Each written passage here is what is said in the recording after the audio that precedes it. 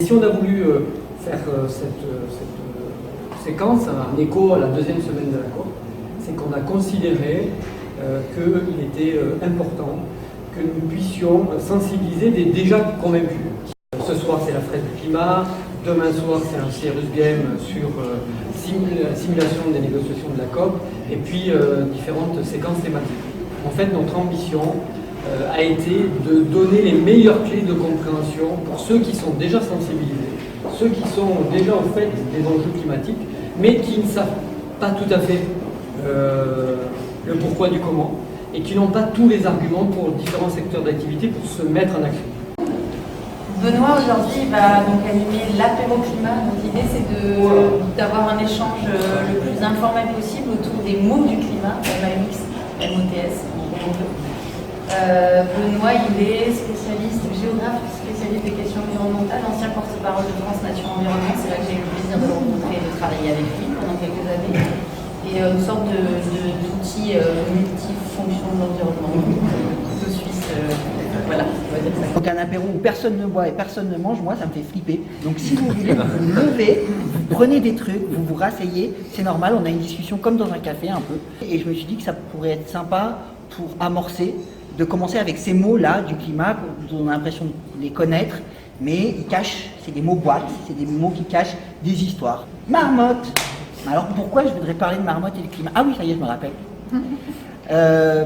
Vous savez, le réchauffement climatique, ça a des effets différents en fonction de l'endroit où ça se passe. Ça, on le voit à peu près tous. Il y a quelque chose qui se passe en montagne, c'est qu'il y a un truc qui s'appelle le gradient thermique. C'est un truc qui fait que tous les 100 mètres, chaque fois qu'on s'élève de 100 mètres, on perd 1 degré.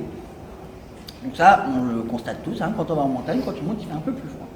Il y a une petite zone spéciale où habitent les marmottes. C'est leur bon coin. Il y a les bonnes ranges de température, tout est parfait pour elles. Mais vous voyez bien que si on a 1 degré de moins en partant de 20 degrés, c'est pas la même chose que quand on a 1 degré de moins tous les 100 mètres en partant de 30 degrés. Ce qui fait qu'en fait, l'habitat des marmottes, il va aller se décaler vers le haut. Mais si la montagne n'est pas assez haute, mais l'habitat des marmottes, il ne va plus exister. Et ça, en fait, ce gradient thermique qui va se décaler vers le haut, fatalement, puisqu'on connaît le réchauffement climatique, la marmotte, elle est la partie émergée d'un iceberg de biodiversité où chaque étage climatique, il a ces espèces qui sont associées, qui ont leur optimum de vie, mais pourtant, il y a des étages climatiques qui vont disparaître. La marmotte, elle est un peu comme aussi, par exemple, dans vos jardins, vous voyez souvent des chardonnerets ou d'autres passereaux, des petits oiseaux comme ça, de la mésange charbonnière, par exemple. On connaît bien la mésange charbonnière.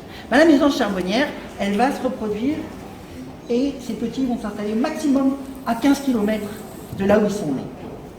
Sauf que le décalage thermique, il se fait de 20 km par an. À tel point qu'il y a même des écolos qui disent moi je vais prendre des petits bébés mésanges charbonnières et je vais aller les emmener à 20 km avec leurs parents pour qu'ils arrivent à parcourir cette distance, sinon elle va disparaître. En fait, on a un effet sur la biodiversité qui est assez grave et qui n'est pas sensible pour nous et qui va faire et qui fait disparaître des espèces.